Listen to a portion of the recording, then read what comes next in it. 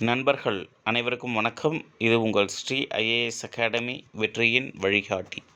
இந்த வீடியோவில் நம்முடைய ஸ்ரீ ஐஏஎஸ் அகாடமியும் விழுப்புரம் மாவட்ட மைய நூலகமும் இணைந்து நடத்திய குரூப் 4 தேர்விற்கான மாதிரி தேர்வு 3னுடைய விளக்க குறிப்பு தான் பார்க்குறோம். ஸோ ஏற்கனவே நம்ம பொது தமிழுக்கான விளக்க குறிப்பு 2 வீடியோ போட்டிருப்போம். இப்போ ஜிகேயில் ஒரு 40 கொஸ்டின்ஸ்க்கான விளக்கம் என்னென்ன இருக்குது அப்படிங்கிறத பார்க்கலாம்.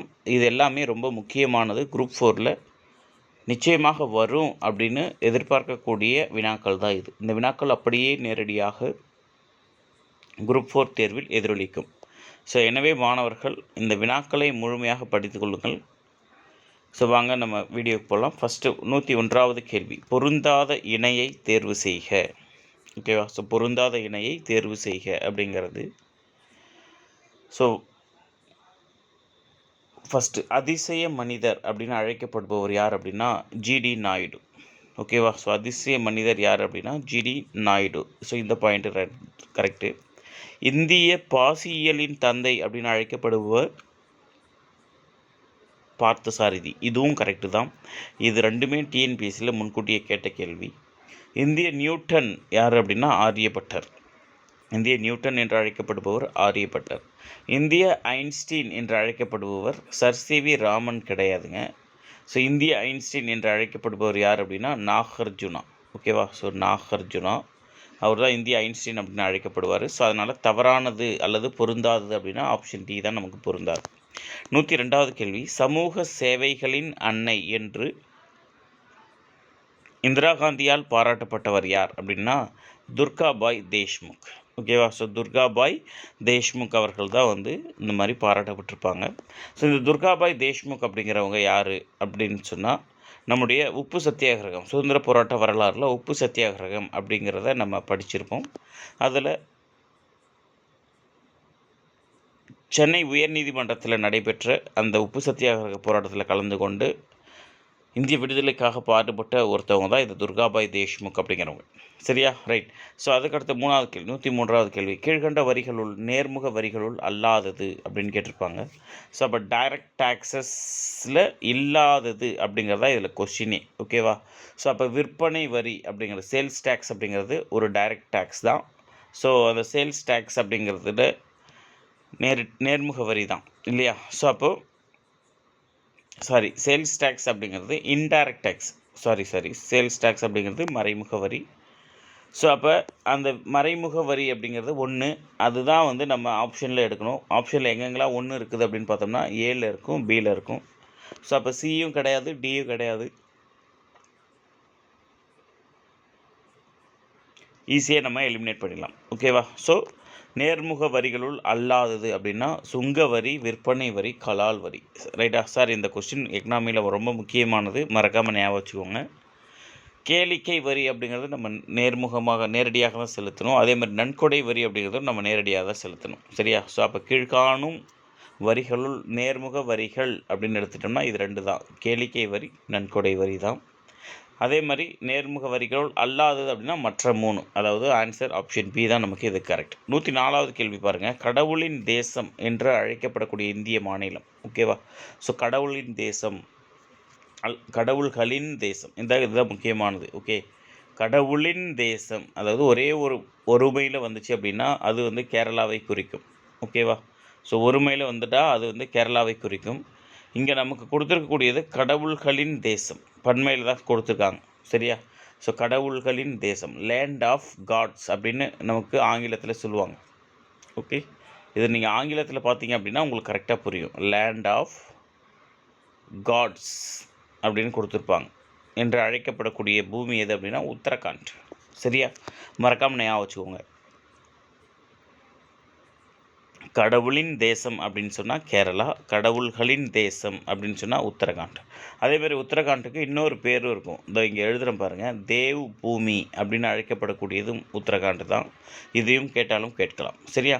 ஸோ அதுக்கடுத்து 105வது கேள்வி, மாநகரங்களில் மக்களுக்கான சேவைகள் மற்றும் வசதிகளை அளிப்பதற்கும் உள்ளூர் பிரச்சனைகளை தீர்ப்பதற்கும் உள்ள அமைப்பு. 12th பாலிட்டியில் இந்த கொஸ்டின், இந்த லைன் அப்படியே இருக்கும், ஞாபகம் வச்சுக்கோங்க. மாநகரங்களில் மக்களுக்கான சேவைகள் மற்றும் வசதிகளை அளிப்பதற்கும் உள்ளூர் பிரச்சனைகளை தீர்ப்பதற்கும் உள்ள அமைப்பு. இப்போ நீங்கள் மாநகரங்கள் அப்படின்னு எடுத்த உடனே என்ன யோசிப்பீங்க? மாநகராட்சி அப்படின்னு தான் யோசிப்பீங்க, ரைட்? ஆனால் எல்லாத்துக்குமே இருக்கக்கூடியது ஒன்றே ஒன்று தான், லோக்கல் பாடிஸ். ஓகே, உள்ளாட்சி அமைப்பு தான். மாநகராட்சி மேயருமே உள்ளாட்சியில் தான் வருவாங்க இல்லையா? ஸோ அப்போ உள்ளாட்சி அமைப்பு தான் அதுக்கு கரெக்டான ஆன்சர். ஸோ அதுக்கு அடுத்தது 106வது கேள்வி பாருங்கள், பொறுத்துக அப்படிங்கிறது. இதில் ஒரே ஒரு விஷயம் உங்களுக்கு தெரிஞ்சிருந்துச்சு அப்படின்னா போதும். பெண்களுக்கு பயிற்சி மற்றும் வேலைவாய்ப்பு வழங்கக்கூடிய திட்டம். ஸோ அதுக்கு பேர் தான் ஸ்டெப் அப்படின்னு சொல்லக்கூடிய ஒரு திட்டம் இல்லையா? ஸோ அது வந்து 1986 அந்த திட்டம் கொண்டுட்டு வராங்க. ஓகே, ஸோ ஸ்டெப் அப்படின்னு சொல்லக்கூடிய திட்டம் பெண்களுக்கு வேலைவாய்ப்பு மற்றும் பயிற்சி அளிக்கக்கூடிய ஒரு திட்டம். 1986-87 அதை கொண்டுட்டு வருவாங்க. ஸோ அந்த ஒரு விஷயம் உங்களுக்கு தெரிஞ்சிருந்துச்சு அப்படின்னு சொன்னால் நிச்சயமாக நீங்கள் இதுக்கு ஆன்சர் எடுத்துகிட்ருக்கலாம். ஓகே, ஸோ அப்போ ஏக்கு 4 அப்படின்றமா ஒரே ஒரு ஆப்ஷன் தான் இருந்திருக்கும். ஆன்சர் பி அப்படிங்கிறத இதுக்கு கரெக்டான ஆன்சர் இல்லையா? ஸோ அதுக்கு அடுத்தது 2015 குழந்தை நல பரிசு பெட்டகம் அப்படிங்கிற ஒரு திட்டம். 2018 தான் அம்மா இருசக்கர வாகன திட்டம் கொண்டுட்டு வருவாங்க. 2019 தாய் சேய் நல பெட்டக திட்டம் கொண்டு வராங்க. இதில் ஒரே ஒரு பாயிண்ட் உங்களுக்கு தெரிஞ்சிருந்துச்சு அப்படின்னா நம்ம நிச்சயமாக ஆன்சர் எடுத்துகிட்டு இருக்கலாம். ஓகே, ஸோ 1986 ஸ்டெப் அப்படின்னு சொல்லக்கூடிய திட்டம், supporting for training and employment programme for womens அப்படிங்கிறது அந்த ஸ்டெப்புக்கான விரிவாக்கம். சரியா? ஸோ மறக்காமல் ஞாபகம் வச்சுக்கோங்க. அதுக்கடுத்து 107வது கேள்வியும் பொறுத்துக தான். அதாவது அதோடைய அறிவியலில் ஒரு கொஷின், ரைட்டா? ஸோ கடல் நீர் அப்படிங்கிறது கிராசில் ஏரியா அப்படின்னு அழைக்கப்படும். சரியா? கடல் நீர் அப்படிங்கிறது கிளாசிர் ஏரியா அப்படின்னு அழைக்கப்படும். நன்னீர் அப்படிங்கிறது யூலோத்ரிக்ஸ் அப்படின்னு அழைக்கப்படும். நிலம் அப்படிங்கிறது வவுச்சீரியா அப்படின்னு அழைக்கப்படும். கடற்பஞ்சு குளோரெல்லா. ஸோ எல்லாமே கரெக்டு தான். ஆன்சர் ஏ 1 2 3 4 அப்படிங்கிறதா இதுக்கு கரெக்டான ஆன்சர். ஸோ 108வது கேள்வி, விட்டமின் B2வை உருவாக்கக்கூடிய பூஞ்சைகள் எது எது அப்படின்னா கோஸ்வி அப்படின்னு வரும். கோஸ்வி, ஆஸ்வி, இதுதான் இதுக்கு நம்ம ஷார்ட்கட்டில் படித்தது இல்லையா?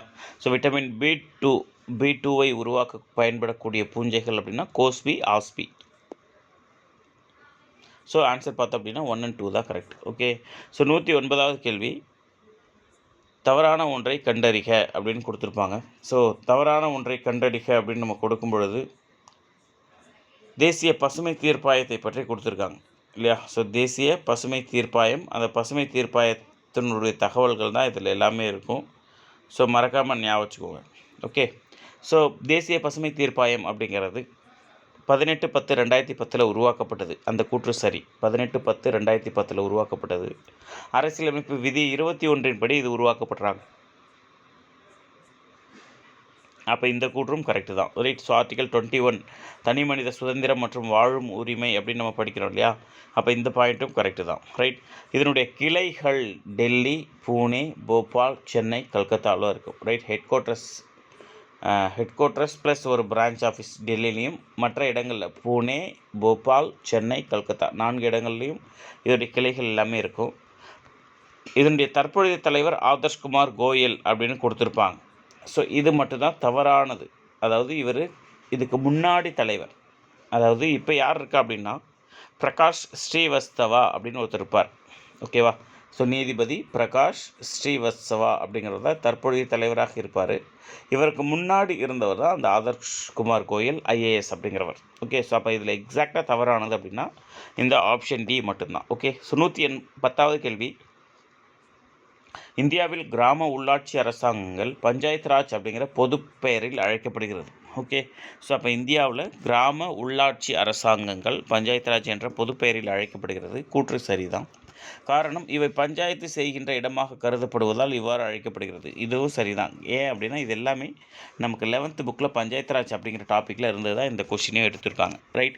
ஸோ அப்போ ஆன்சர் என்ன சார் அப்படின்னா சி, இரண்டும் சரி. ஓகேவா? ரைட். தமிழ்நாட்டினுடைய தற்பொழுதைய ஆதி திராவிடர் நலத்துறை மற்றும் பழங்குடியினர் நலத்துறை அமைச்சராக பதவி வகிப்பவர் யார் அப்படின்னு சொன்னால் ஆப்ஷன் டி, கயல்விழி செல்வராஜ் அவர்கள் தான்.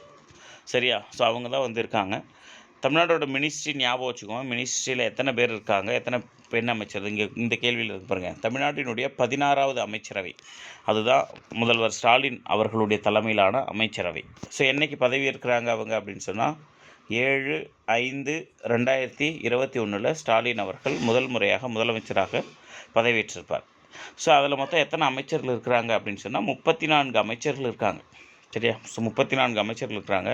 ஈவன் தோ செந்தில் பாலாஜி அவர்களும் நமக்கு தற்பொழுது இலாக்கா இல்லாத அமைச்சராக பதவி வகிச்சுட்டு வரார். ரைட்டா? So he is also A minister in 16th assembly. Right? So அதில் கூற்று 2 கொடுக்குறாங்க பாரு. அவர்களில் கீதா ஜீவன், அனிதா ராதாகிருஷ்ணன், கயல்விழி செல்வராஜ் என்ற 3 பெண் அமைச்சர்கள் உள்ளனர் அப்படின்னு கொடுத்துருப்பாங்க. ஸோ இதுதான் தவறானது. இதில் வந்து அனிதா ராதாகிருஷ்ணன் அப்படிங்கிறவர் மேல் கேண்டிடேட். ஓகேவா? ஸோ மேல் கேண்டிடேட்டு, அவருடைய பேர் அனிதா ராதாகிருஷ்ணன் அப்படின்னு வரும். ரைட்? அப்போ மொத்தமாக எத்தனை பேர் இருக்காங்கன்னா கீதா ஜீவன் ஒரு ஆளும் கயல்விழி செல்வராஜ் அப்படிங்கிறவங்க தான் 2 பெண் அமைச்சர்கள் தான் இருப்பாங்க. ஓகே? ஸோ இதுதான். அதனால் ஆன்சர் என்ன சார் அப்படின்னா 1 மட்டும்தான் சரி. ஓகே? ரைட். பொருந்தாததை தேர்வு செய்க அப்படின்னு கேட்குறாங்க. சிந்து சமவெளி நாகரிகம் பற்றின ஒரு கொஸ்டின். சிந்து சமவெளி மக்கள் இரும்பு மற்றும் குதிரையை அறிந்திருக்கவில்லை அப்படின்னு கொடுத்துருக்காங்க. கரெக்டு தான். அவங்களுக்கு இரும்பு தெரியாது, குதிரையும் தெரியாது. அதேமாரி ஆபரம் செய்ய சிவப்பு நிற மணிக்கற்களை பயன்படுத்தினார். கரெக்டு தான். பொதுவாக பட்டு ஆடைகளே கலாச்சாரத்தில் பயன்பாட்டில் இருந்தது அப்படின்னு கொடுத்துருக்காங்க. ஸோ இதுதான் முக்கியமானது. அவங்க பயன்பாட்டில் இருந்தது என்ன ஆடை அப்படின்னா பருத்தி ஆடை.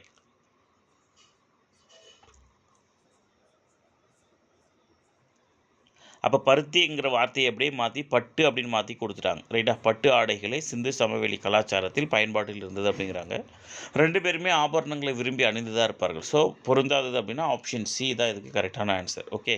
ஸோ அதுக்கு அடுத்தது பேரிடர் மேலாண்மை தொடர்பான ஒரு கொஸ்டின் இருக்குது பாருங்கள். விழு, மூடிக்கொள், பிடித்துக்கொள் அப்படிங்கிறது எதற்கான ஒத்திகை அப்படின்னு கேட்டிருப்பாங்க. விழு, மூடிக்கோள், பிடித்துக்கோள் அப்படிங்கிறது எதற்கான ஒத்திகை அப்படின்னா நிலநடுக்கத்திற்கான ஒத்திகை. ஸோ அப்போ இப்போ தீயில போய் விழு அப்படின்னு விழ முடியுமா? முடியாது. சிம்பிள் பாருங்கள். இப்போது இந்த கொஸ்டின் உங்களுக்கு தெரியவே இல்லைன்னா கூட கொஞ்சம் நீங்கள் ப்ரெசன்ஸ் ஆஃப் மைண்டில் நீங்கள் போய் யோசிச்சிங்க அப்படின்னா கண்டிப்பாக நீங்கள் ஆன்சர் எடுத்துடலாம். விழு அப்படிங்கிற இந்த ஒரு வார்த்தையை மட்டும் எடுத்துக்கோங்க. ஆப்ஷன் கிட்ட அப்படியே பாருங்கள். தீ அப்படின்னு வரும்போது தீயில் போய் விழு அப்படின்னு யாரும் சொல்லுவாங்களா? சொல்ல மாட்டாங்க. அதேமாதிரி சுனாமியில் போய் விழு அப்படின்னு சொல்லுவாங்களா? சொல்ல மாட்டாங்க. அதாவது சார் ஒரு கொஸ்டின் நமக்கு தெரியல அப்படின்னா தெரியலேன்றதுக்காக ஏதாவது ஒன்று போடுறதுக்கு பதிலாக இந்த மாதிரியெல்லாம் நீங்கள் யோசிச்சிங்க அப்படின்னா நிச்சயமாக மற்றவர்களை நீங்கள் லீடிங்கில் இருக்கலாம். அதுதான் சொல்கிறேன். ரைட்? சுனாமியில் போய் யாராவது உன்னை விழுன்னு சொல்லுவாங்களா? சொல்ல மாட்டாங்க. அதே மாதிரி கலவரம் நடக்கும்போது யாராவது நீ அங்கே போய் விழு அப்படின்னு சொல்லுவாங்களா? சொல்ல மாட்டாங்க. சண்டை நடக்கும்போது அங்கே ஏன்டா போகணும் அப்படின்னு தான் சொல்லுவாங்க இல்லையா? ஸோ அப்போ விழுங்கிற ஒரு வார்த்தையை வச்சே நம்ம எங்கே சொல்லிக்கலாம் அப்படின்னா நிலநடுக்கத்தில் சொல்லிக்கலாம். ரைட்டா? அதுக்காக நிலநடுக்கத்தில் போய் விழு அப்படின்றதுக்கு அர்த்தம் கிடையாது. நிலநடுக்கம் வரும்பொழுது தரையில் கிடைமட்டமாக விழுந்துடணும். சரியா? கிடைமட்டமாக விழுந்துடணும். கட்டிடங்களில் இருந்தால் ரைட்டா? கட்டிடங்களில் இருந்தால் நம்ம என்ன பண்ணணும்? நம்மளை முழுமையாக மூடிக்கொள்ளக்கூடிய அமைப்புக்குள்ளே நம்ம போயிடணும். அதாவது ஒரு கட்டிலுக்கு அடியிலையோ டேபிள் கடியிலையோ ஒரு ரேக்கு கடியிலையோ நம்ம போயிடணும். அந்த கட்டில் காலையோ டேபிள் காலையோ நம்ம என்ன பண்ணணும்? கெட்டியாக பிடிச்சிக்கணும். ஸோ விழு, மூடிக்கொள், பிடித்துக்கொள் அப்படிங்கிறது எதற்கான ஒத்திகை அப்படின்னா நிலநடுக்கம் ஏற்படும் போது பாதுகாப்பதற்கான ஒத்திகை. ஓகே? ஸோ அதுக்கு அடுத்தது கீழ்கண்டவற்றில் எது பணப்பயிர் அல்ல அப்படின்னு கொடுத்துருப்பாங்க. ஸோ கரும்பு, புகையிலை, பருத்தி எல்லாமே பணப்பயிர் தான். காஃபி மட்டும்தான் பணப்பயிர் கிடையாது, தோட்டப்பயிரில் வரும். ஓகே? ஸோ அதுக்கடுத்தது மேக்ஸ் கொஸ்டின் பாருங்கள். 5 தியரி கொஸ்டின் தான். இப்படியும் மேக்ஸை கேட்கலாம் அப்படிங்கிறதுக்காக தான் இந்த வினாக்கள் வச்சுருக்கிறோம். ஓகே? ஸோ 0 ஆனது அப்படிங்கிறது குறை அல்லாத விகிதமுறு எண், குறை அல்லாத விகிதமுறு எண், மிகை அல்லாத விகிதமுறு எண், மிகையும் அல்லாத குறையும் அல்லாத விகிதமுறு எண் அப்படின்னு கொடுத்துருப்பாங்க. ஸோ இது வந்து 7th மேக்ஸ் புக்கில் இருக்கும். ஸோ இந்த கூற்று மறக்காமல் ஞாபகம் வச்சுக்கோங்க. 0 அப்படிங்கிறது மிகையும் அல்லாத குறையும் அல்லாத விகிதமுறு எண். ஓகேவா? ரைட். ஸோ அதுக்கடுத்து 117 கேள்வி பாருங்கள். தவறானதை தேர்வு செய்க அப்படின்னு கொடுத்துருக்காங்க. ஒவ்வொரு எண்ணின் இரட்டைப்படை எண்ணின் கணமும் இரட்டைப்படை எண்ணாகும். சரியா? ஒவ்வொரு இரட்டைப்படை எண்ணுடைய கணம், அதாவது இப்போ 2 அப்படின்னு எடுத்திங்கன்னா 2 கியூப் அப்படின்னு எடுத்தோம்னா அது இரட்டைப்படையாக தான் வரும். சரியா? ஸோ அதே மாதிரி 4 அப்படின்னு எடுத்தோம்னா 4 கியூப் அப்படின்னு எடுத்தோம்னா 64ன்னு வரும் இல்லையா? அப்போ அதுவும் இரட்டைப்படையாக தான் வரும். ஸோ அப்போ ஒவ்வொரு இரட்டைப்படை எண்ணின் கணமும் இரட்டைப்படை எண்ணாகும். கரெக்டு தான். அதே மாதிரி ஒவ்வொரு ஒற்றைப்படை எண்ணின் கணமும் ஒற்றைப்படை எண்ணாகும். ரைட்? இப்போ 1 கியூப் அப்படின்னா 1, 3 கியூப் அப்படின்னா 9, 27 இல்லையா? சிங்கிள் டிஜிட்டில் தான் வரும். ஸோ 27 அந்த மாதிரி ஒற்றைப்படையாக தான் வரும். அதே மாதிரி ஒரு முழு கணம் அப்படிங்கிறது ஒரு கம்ப்ளீட் கியூப் அப்படிங்கிறது 2 பூஜ்ஜியங்களுடன் முடியாது. சரியா? ஸோ 2 பூஜ்ஜியம் மட்டும் இருக்கிற மாதிரி ஒரு முழு கணம் வராது. 100, 200, 300, 400 அந்த மாதிரிலாம் வராது. சரியா? அதே மாதிரி ஒரு குறை எண்ணின் வர்க்கமானது குறை எண்ணாகும் அப்படின்னு 4 கூற்று கொடுத்து இதில் எது தவறு அப்படின்னு கேட்டிருப்பாங்க. இது நம்ம ப்ராக்டிக்கலாக இம்ப்ளிமெண்ட் பண்ணாலே போதும். ரைட். இப்போ குறை எண் அப்படின்னா -2 இப்படியே வச்சுக்கோங்க. இதோடைய வர்க்கம் அப்படின்னா ஸ்கொயர் பண்ணுமா? ஸோ அப்போ -2 இன்ட்டு -2. அப்போ மைனஸ் மைனஸ் போடும்போது என்ன ஆகும்? ப்ளஸ் ஆகும். ரைட். அப்போ 4 அப்படின்னு வரும். ஸோ அப்போ ஒரு குறை எண்ணின் வர்க்கமானது இங்கே கரெக்டானது என்ன சார்னா நிறை எண்ணாகும். நிறையாக தான் வரும். இந்த சார் நிறையில் மிகை எண்ணாக வரும். பாசிட்டிவில் தானே வரும். ஸோ மிகை எண்ணாக வரும். அப்போ ஆன்சர் டி தான் வந்து இதில் தவறானது அப்படின்னு நம்ம எடுத்துடலாம். ரைட். அதே மாதிரி ஒரு வட்டத்தின் வட்டப்பருதியின் ஒரு பகுதி வட்டவில் அப்படின்னு அழைக்கப்படும். எல்லாமே வந்து மேக்ஸ் புக்கில் குறிப்பு காலத்தில் கொடுத்துருப்பாங்க. ரைட். ஸோ அதுக்கடுத்தது சரிவகத்தின் சுற்றளவு காணக்கூடிய வாய்ப்பாடு. சரிவகத்தின் சுற்றளவு காணும் வாய்ப்பாடு 4 பக்கத்துடைய கூடுதல். ஓகே. ஸோ அப்போ சரிவகம் அப்படின்னா அது பாட்டு இஷ்டத்துக்கு இருக்கும். அதோடைய சுற்றளவு நமக்கு வேணும் அப்படின்னா 4 ஏவோடய கூட்டிக்கணும். A + A + A + A அவ்வளோதான் அதோடைய சுற்றளவுக்கான வாய்ப்பாடு. 4 பக்கங்களின் கூடுதல். அதேமாதிரி நாற்கரத்தினுடைய சுற்றளவு காணும் வாய்ப்பாடும் இதே தான். ஓகே. ஸோ 4 பக்கங்களுடைய கூடுதல் தான். மறக்காம ஞாபகம் வச்சுக்கோங்க. 121வது கேள்வி பாருங்கள். தீபகற்ப இந்தியாவில் பாயும் மிக நீளமான ஆறு கோதாவரி. கரெக்டு. அதே மாதிரி இந்தியாவில் பாயக்கூடிய ஆறுகளில் 2வது நீளமான ஆறு கோதாவரி தான். ஸோ இரண்டுமே வந்து சரி தான். 1 and 2 are correct. Right. So இந்தியாவில் பாயக்கூடிய ஆறுகள் அப்படின்னு சொன்னால் நீங்கள் சிந்து அப்படின்னு எடுக்கக்கூடாது. சிந்து இந்தியாவிலையும் பாகிஸ்தான்லையும் சேர்ந்து பாயும் இல்லையா?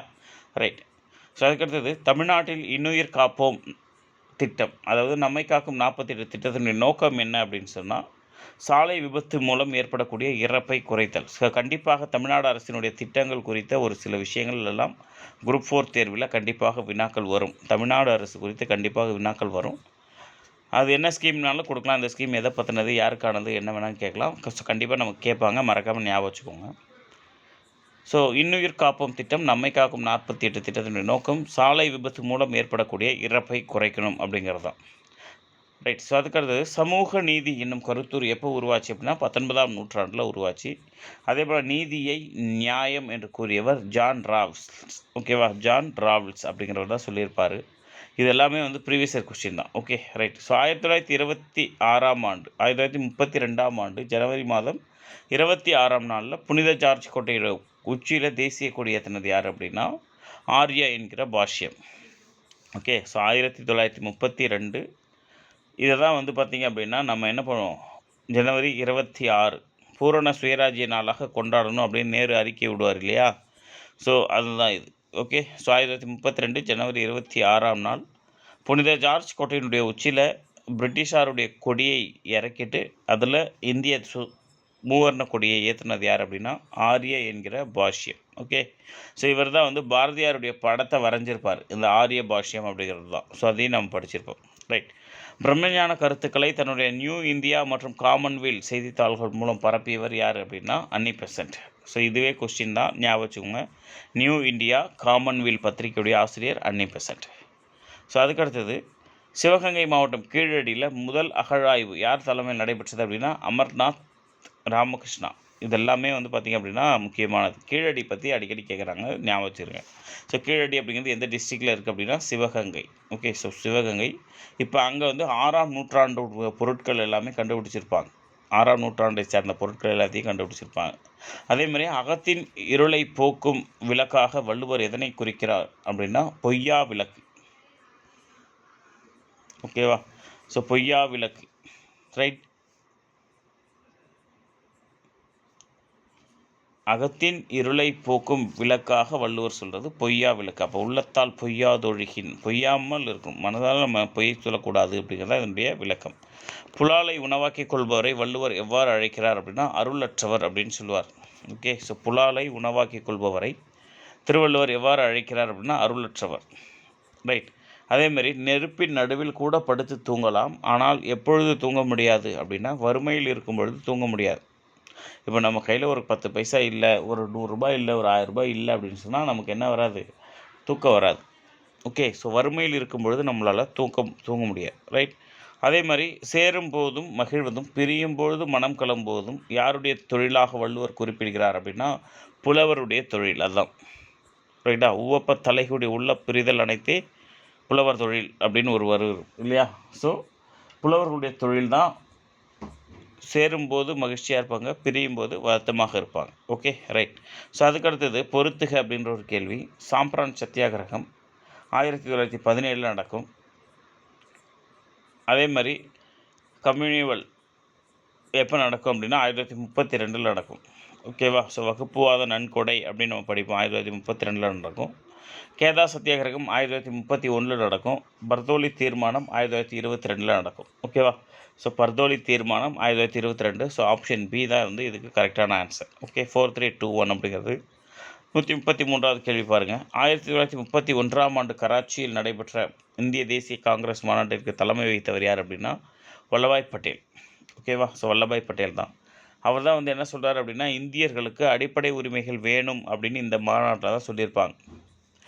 அப்போ இந்தியர்களுக்கு அடிப்படை உரிமை வேண்டும் அப்படின்னு சொல்லி எந்த மாநாட்டில் முதலாக வலியுறுத்தப்பட்டது அப்படின்னா 1931 கராச்சி காங்கிரஸ் மாநாடு தான். அதுக்கு தலைமை தாங்கினவர் வல்லபாய் பட்டேல். ஸோ அதுக்கடுத்து கட்டபொம்மனை தூக்கில் போட்டது யார் அப்படின்னா மேஜர் பானர்மேன். ஓகேவா? ஸோ கயத்தாறு அப்படிங்கிற இடத்துல கட்டபொம்மனை என்ன பண்ணுறாங்க, ஒரு புளிய மரத்தில் தூக்கில் போடுறாங்க. ரைட். ஸோ கட்டபொம்மனை தூக்கிலிட்டு கொலை செய்வது நிறைவேற்றியவர் யார் அப்படின்னா மேஜர் பானர்மேன். ஸோ அதுக்கடுத்தது the race of my life அப்படிங்கிற சுயசரிதை யாருடையது அப்படின்னு சொன்னால் the race of my life அப்படிங்கிறது யாருடைய சுயசரிதை அப்படின்னு சொன்னால் மில்கா சிங், பறக்கும் சீக்கியர் அப்படின்னு அழைக்கப்பட்டிருக்கக்கூடிய மில்கா சிங்கினுடைய சுயசரிதை தான் அது. ஓகேவா? So the race of my life அப்படிங்கிறது. அதே மாதிரி பிடி உஷாவுடைய லைஃப் ஹிஸ்ட்ரி நம்ம பார்த்தோம் அப்படின்னு சொன்னால்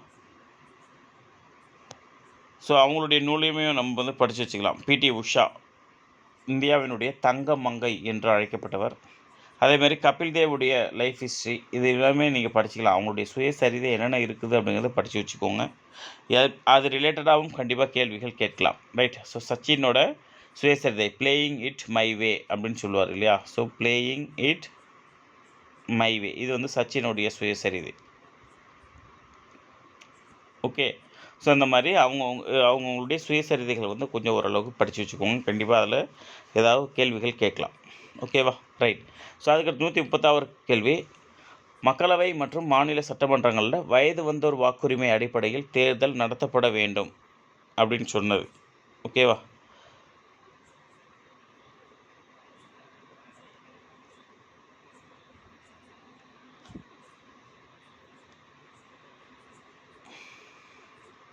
வயது வந்தோர் வாக்குரிமையின் அடிப்படையில் தேர்தல் நடத்தப்பட வேண்டும் அப்படின்னு சொல்கிறது ஆர்டிகல் 326. ரைட்டா? ஸோ 326 அதுதான் வயது வந்தோர் வாக்குரிமை அப்படிங்கிறத பற்றி சொல்லக்கூடியது. ஸோ மறக்காமல் ஞாபகம் வச்சுக்கோங்க, முக்கியமானது. ரைட்டா? அதுக்கடுத்தது இந்த கேள்வி மட்டும் பாருங்கள். ஒரு மெட்ரிக் டன் அப்படிங்கிறது ஆக்சுவலாக இதை தவறானது அப்படின்னு தான் கேட்டிருக்கணும் கொஸ்டின். பட் ஆனால் ஒன்றும் பிரச்சனை இல்லை. ஒரு மெட்ரிக் டன் அப்படிங்கிறது 10 குவிண்டால் அல்லது 1000 கிலோகிராம். சரி தான். 1 மற்றும் 2 ஆகிய இரண்டும் சரி தான். மறக்காமல் நோட் பண்ணிக்கோங்க. ஸோ இந்த ஆன்சர் வந்து கிடையாது. ஓகேவா? ஸோ ஒரு மெட்ரிக் டன் அப்படிங்கிறது 1 அல்லது 2 10 குவிண்டால்னாலும் கரெக்டு தான், 1000 கிலோகிராம் அப்படின்னாலும் கரெக்டு தான். ஓகேவா? ரைட். அதே போல் பூமியில் ஒரு மனிதனுடைய நிறை 50 கிலோகிராம் அப்படின்னு எடுத்துக்கிட்டோம்னா நிலவில் அவருடைய எடை எவ்வளோ? ஓகேவா? ஸோ நிலவில் அவருடைய எடை எவ்வளோ அப்படின்னா 490 நியூட்டன். 490 நியூட்டன் தான் அவருடைய எடையாக இருக்கும். ஓகே. ஸோ அதுக்கு 139வது கேள்வி பாருங்கள். கீழ்கண்டவற்றுள் வேளாண்மையை அடிப்படையாக கொண்ட தொழிற்சாலை எது அப்படின்னா சர்க்கரை ஆலை. ஓகேவா? ஸோ வேளாண்மையை அடிப்படையாக கொண்ட தொழிற்சாலை அப்படின்னு சொன்னால் சர்க்கரை ஆலை தான். ஸோ மறக்காமல் ஞாபகம் வச்சுக்கோங்க.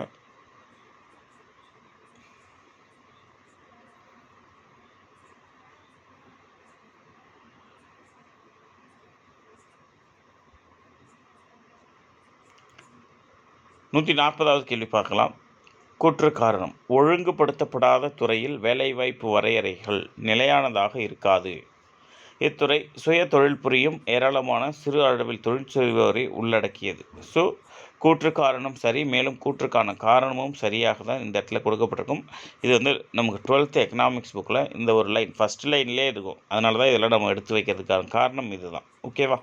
ரைட். ஸோ அதுக்கடுத்தது 141வது கேள்வி பாருங்கள். வளர்ச்சி விகிதத்தின் அடிப்படையில் வெற்றி அடைந்த 5 ஆண்டு திட்டங்கள் அப்படின்னா 1 3, 4.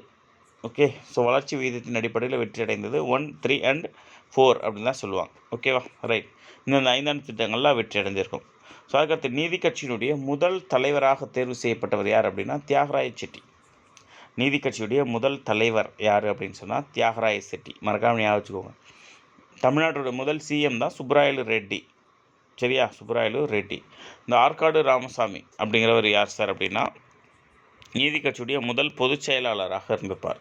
ஓகேவா? நீதி கட்சியுடைய முதல் செயலாளர் ஆற்காடு ராமசாமி, முதல் தலைவர் தியாகராய செட்டி. தமிழ்நாட்டோட முதல் சிஎம் யார் அப்படின்னா சுப்பராயலு ரெட்டி. சரியா? ரைட். அரசு பணியாளர் தேர்வு வாரியம் உருவாக்கப்பட்ட ஆண்டு 1924. 1924. இந்த தேர்வு வாரியம் தான் 1929 என்னவாக மாறும்? பணியாளர் தேர்வு ஆணையமாக மாறும். ஸோ அதுதான் நம்மளுடைய டிஎன்பிஎஸ்சி. ஓகேவா? ரைட். ஸோ அதுக்கடுத்தது 144வது கேள்வி. உலகில் உள்ள மொத்த ஏழை மக்களில் எத்தனை சதவீதம் பேர் இந்தியாவில் இருக்கிறாங்க அப்படின்னா 22% பேர் இந்தியாவில் இருக்கிறாங்க. சரியா? ஸோ 145வது கேள்வி பாருங்கள். அடிப்படை உரிமைகள் பட்டியலிலிருந்து சொத்துரிமை நீக்கப்பட்ட ஆண்டு 1978. 44வது சட்ட திருத்தம் இல்லையா? 44வது சட்ட திருத்தம் 1978. சொத்துரிமை அப்படிங்கிறது நீக்கி சாதாரண சட்ட உரிமையாக கொண்டுட்டு போய் வச்சுருவாங்க. ரைட். அதுக்கடுத்து 146வது கேள்வி. வீட்டுக்குள் நுழைந்த திருடன் போன்று ஆரியர்கள் நமது சொத்தை சூறையாடி விட்டனர் அப்படின்னு சொல்லியிருப்பார். யார் அப்படின்னா டிஎம் நாயர். ஓகேவா? ஸோ டிஎம் நாயர் தான் இந்த கூற்று சொல்லியிருப்பார். நம்ம வீட்டுக்குள்ளே ஒரு திருடன் வந்தால் எப்படி இருக்குமோ அந்த மாதிரி ஆரியர்கள் நமது சொத்தை சூறையாடி விட்டனர் அப்படின்னு சொல்லியிருப்பார். ரைட். ஸோ 147வது கேள்வி பாருங்கள். இந்திய அரசியலமைப்பானது தேர்தல் ஆணையம் சுதந்திரமாக செயல்பட வழிவகை செய்கிறது. கரெக்டு தான். சுதந்திரமான மற்றும் நியாயமான தேர்தலில் நடத்த உறுதி செய்கிறது. ஸோ கூற்று காரணம் ரெண்டுமே இதுக்கு சரிதான்.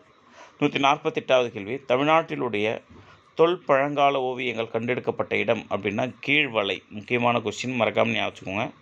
தொல்பழங்கால ஓவியங்கள். அதே மாதிரி இசை கல்வெட்டுகள் கண்டெடுக்கப்பட்ட இடம் அப்படின்னா பிராமி இசை கல்வெட்டுகள் கண்டெடுக்கப்பட்ட இடம் அரச்சலூர். ஓகேவா? ஸோ அரச்சலூர் அப்படிங்கிறது. இங்கே நம்ம பார்க்குறது தொல்பழங்கால ஓவியங்கள் கண்டெடுக்கப்பட்ட இடம் கீழ்வளை. ஸோ அதுக்கடுத்து 149வது கேள்வி. மணலாறு அப்படின்னு அழைக்கப்படக்கூடிய ஆறு எது அப்படின்னா பாலாறு. மணலாறு எது அப்படின்னா பாலாறு. ஓகேவா? ரைட். ஸோ 150வது கேள்வி. எஸ்டிஎம்சி அப்படின்னா அதோடைய விரிவாக்கம் SAARC disaster management centre. So option C தான் இதுக்கு கரெக்டான answer. SAARC disaster management centre. சார்க்குக்கே ஒரு விரிவாக்கம் இருக்கும். ரைட்டா? பட் ஆனால் இந்த இடத்துல நமக்கு சார்க் டிசாஸ்டர் மேனேஜ்மெண்ட் சென்டர் அப்படிங்கிறதா இதுக்கு கரெக்டான ஆன்சர். ஸோ 150 வினாக்கள் வரை நம்ம பார்த்துட்டோம். மீதி 50 வினாக்களுக்கு கூடிய விரைவில் நான் அப்லோட் பண்ணுறேன். மறக்காமல் கிளாரிஃபிகேஷன் பண்ணி நோட் பண்ணிக்கோங்க. Wish you all the best. Thank you.